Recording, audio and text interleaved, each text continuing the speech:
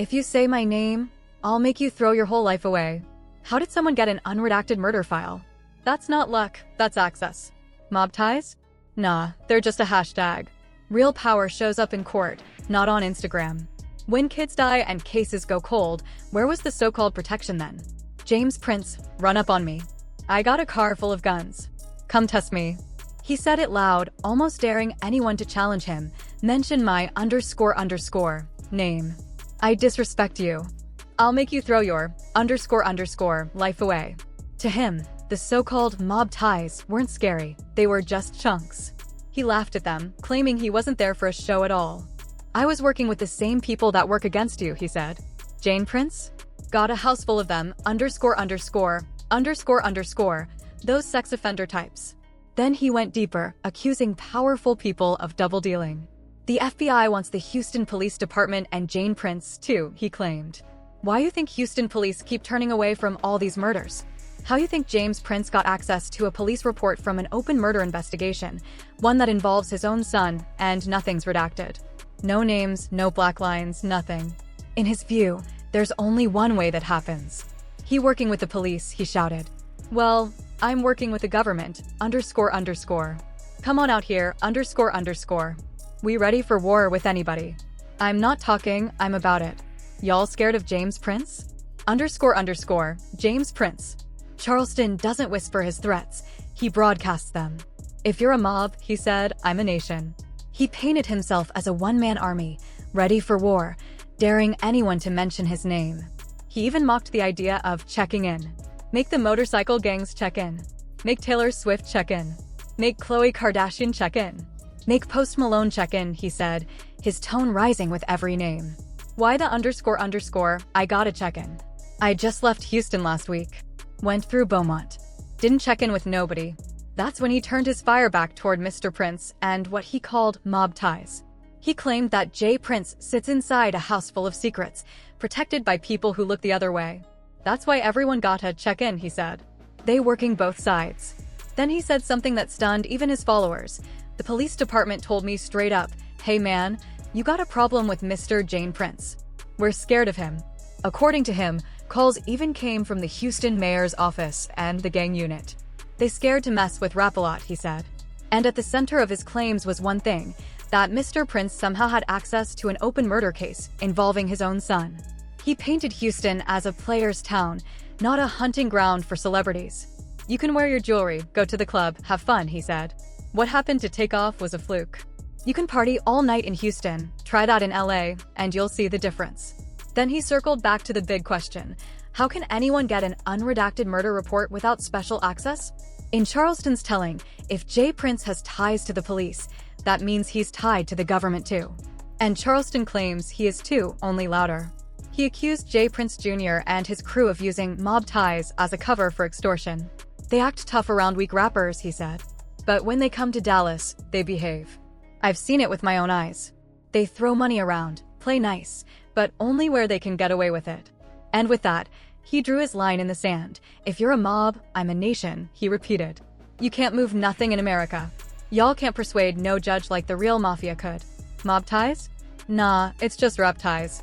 He started by tearing down the myth. They ain't got no construction contracts like the real mob ties in New York, he said.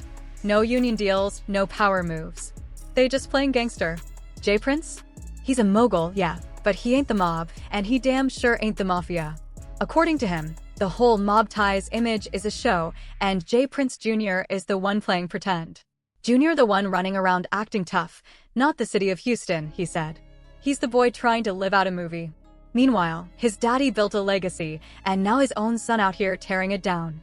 Then came the wild stories. All them girls in the strip clubs say the same thing, long fingernails, doing wild __ He unruly man. Charleston laughs at it all. To him, the idea of checking in just to walk around Houston is ridiculous. If the rule's real, he said, then make everybody follow it. Make the bikers do it. Make Taylor Swift do it. Make the pop stars and the TV darlings check in too. Otherwise, stop acting like it's law. He makes it simple. Houston itself isn't the problem. You can go to Houston, wear your jewelry, have fun, party all night as long as you don't fall for that Jay Prince Jr. trick. Stay with your people, stay out of their mix, and you'll be fine. He said he even had a recording, a conversation from right after Takeoff's death. The one who called the shots? The one rolling the dice? It wasn't Houston. It was them boys, he claimed. Then he turned serious. Houston's a player town, he says. They get gangster when they need to, not just to prove something. That's why you got black businesses shining down there. But mob ties? They don't represent that. When babies getting killed, where's mob ties? When women getting hurt, where they at? When the community hurting, where's mob ties then? He shakes his head. We working for the kids up here. Don't bring me no mob ties talk. They don't do nothing for nobody. Charleston points to himself. He just rolled through Houston, hit Beaumont, and didn't check in with a soul. Y'all got all these restrictions for your own people. You don't make the police check in. You don't make the mayors or judges check in. You just target your own. That, he says, is why he doesn't respect the movement. The real mob made everybody pay. The judges, the cops, the city officials, everyone. That's power. This is just controlling your own kind. That ain't no mob. That's weakness. Then he turns the spotlight on Whack 100. He says Whack tricked Mr. Prince, made him come out of his calm, legendary image to play a YouTube game. Prince never used to talk, he said. Now look at him. He's on camera explaining himself to a punk. He don't look strong no more. He look nervous. Charleston claims he knows why. The feds rattled his cage through Whack. They've never been able to do that before. Whack 100 with the FBI. That's why J. Prince seems off. He knows he's playing with them people. I know it. He know it. And the feds know we know it. He pauses for a moment, a rare flash of pity in his voice. I just hate to see it, he says quietly. The great Mr. Prince, tricked by a man who don't even respect him. To Charleston, the whole check-in ritual is fake power, a selective show meant to scare some people and spare others. He looks straight into the camera and signs off in his own style. It's Charleston White online, __. And I don't bow to nobody. I don't claim no city. I don't claim no lane. I represent a nation. A whole nation. I don't care about none of y'all, __, ass, __. Me and my family got land. Real land. Like roots. Like legacy. And I'm ready to go to war with any one of you, __, ass, __. Run up on me, James Prince, come on. I got a car full of guns. Bulletproof vests. Over 50, __, guns if it come to that. I'll go to war with any of you ho ass, __. I don't follow no rules you made. I don't bow to no street stamp. If this is about safety, show receipts.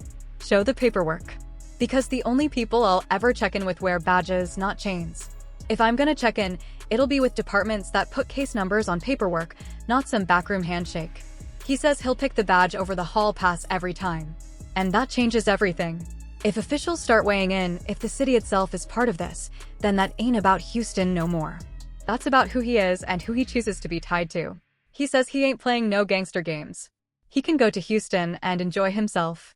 He's been to sold-out shows, he's spoken on stages, he's done Houston. But the phone calls he got weren't from rappers. They came from the mayor's office and the gang unit. Quiet calls. Officials admitting the aura makes them uneasy. That tells him something. If the city's own people feel the weight of a brand, then that brand ain't protecting culture, it's intimidating the infrastructure. So he plants a flag. He'll check in with cops, not clicks. He wants security to be real and public, filed, time-stamped, above board. Not whispers in back rooms. Not favors for favorites. Real safety isn't a flex on a podcast. You don't posture about it, you file it and move on. He frames the issue simple. If big names can brush up against open investigations and grab unredacted documents, this ain't about disrespect. This is about a system built on fear. Respect turned into a cover for control. People confuse fear with order, and that's what he refuses to validate. He'd rather take heat online, call him snitch energy if you want, than hand his safety to people who can't guarantee it in writing. The police don't need a handshake to do their job, he says. They need a report. A law. A statute. Start there, he says, if you want peace for touring artists and crowds, not at the strip club table or the studio lobby. Now, about the show of mob power. He rips the mask off it. They ain't got no construction contracts, he says.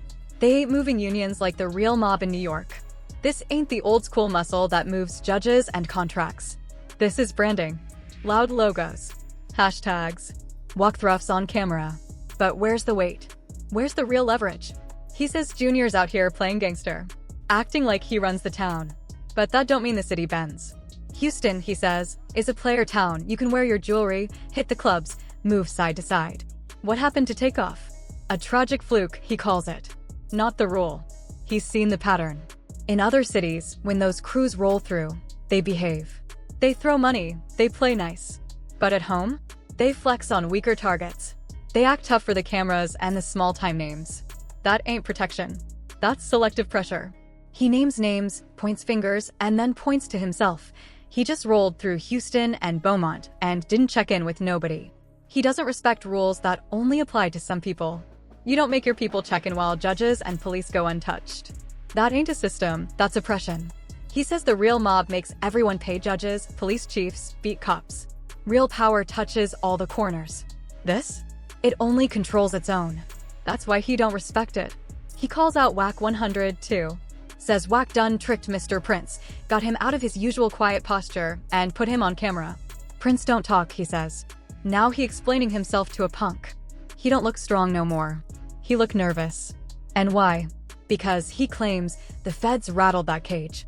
Whack playing with powers he don't understand. That makes Prince uneasy, and that tells you the game changed. At the core, his point is this. If you're selling protection, earn it the right way. Don't cherry pick who gets covered. Don't make it a private club. Don't swap respect for fear. Security has to be procedural, written, stamped, and available for everyone. Otherwise, it's just branding. And branding don't stop a bad night. So he says what he always says, blunt and loud. He'll stand with the badge over the chain. He'll take the paperwork over the handshake. And if anybody wants to test him, bring it. He's ready. When Charleston walks into a room, the air changes. You can feel it, that mix of chaos, conviction, and challenge. He says that's exactly why the mob label doesn't fit. Because real power doesn't live in Instagram clips or whispers backstage. Real power moves courtrooms. It changes laws. It protects people when tragedy hits, not just when the cameras are rolling. So, he asks the question that hits where it hurts. Where's all that supposed power when the community needs it? When kids are caught in the crossfire? When women are hurt? When murders go unsolved? Where are the check-ins then? He says all that big dog energy only shows up on home turf, aimed at the same people who buy the music and fill the shows. But step outside that circle, and the fear disappears. That's his test for real influence. If your reach stops at the county line, you're not a syndicate, you're a slogan. Charleston breaks down the illusion. If this was truly a network built for protection, the whole city would feel it. Cops, judges, corner stores, everyone. Real power doesn't just protect rappers. It protects neighborhoods. It builds safety, not fear. But he says what's being sold as security looks more like leverage. The kind that collapses the moment people stop believing in the costume. And now, he says, that costume is slipping. The same man who once ruled through silence is suddenly explaining himself on camera, and to Charleston, that shift says everything. He compares it to a chess master who walks away from the board to argue with the audience. The second you react instead of lead, he says, you're no longer the storm. You're checking the weather. That's when he makes his sharpest claim, that too many people who shout power online move carefully behind the scenes, worried about who's watching. In his eyes, once the feds are in the room, the game changes. Charleston doesn't care who agrees. His focus isn't on volume, it's on tempo. The one who controls the rhythm controls the story. And once you're reacting to the noise, your authority's already cracked. He ends with a challenge. If image can't carry you, what does real power look like? For him, real power doesn't demand attention or force respect. It earns it quietly. It keeps people safe when nobody's filming. It shows up when families cry, not just when fans cheer. He says the mob ties image runs on slogans, loud when it's time to posture, silent when it's time to protect. And he's not buying it. He walks through Houston without permission, without a cosign, and still refuses to bend. The only authority he checks in with wears badges, not chains. His logic is simple. If the check-in can't stop a tragedy, it's not protection. If it can't prevent violence or bring justice after, it's just pressure dressed as tradition. Charleston wants light on everything, every deal, every shadow, every quiet threat. Because, as he says, once you shine enough light on something fake, it fades. And that's what he's doing, turning the spotlight into a weapon. Some call him reckless. Others call him brave. But no one can say he's quiet. His final message is clear: if the mob ties ritual can't save lives, it deserves to end right here, right now. He doesn't claim a gang or a bloc. He claims a nation, his own kind of order. A place where peace isn't bought and protection isn't performed. In his world, real power doesn't need applause. Because when the clapping stops, the truth is all that's left. Charleston's argument stretches far beyond music. He says what's happening isn't just about rappers, it's about control. In his eyes, the so-called mob ties culture doesn't just target artists, it targets anyone who refuses to bow down, especially Black people who won't play along with the myth of the Prince family's power. He keeps it simple: if you don't praise them, you become a problem. But if you don't look like the people they usually go after, nothing happens to you. He points out the pattern: billionaires and politicians walk through Houston freely. Elon Musk, Donald Trump, and other high-profile figures do business in the city every day without ever checking in. He asks, if this family really runs Houston, why didn't Trump have to check in when the National Guard rolled through Texas? Why didn't any of those officials need permission? His point lands hard: that check-in talk disappears the second real power shows up. To him, that exposes the whole system. It's not about safety, it's about control. It's not about community, it's about fear. He calls it what he believes it is: a form of extortion.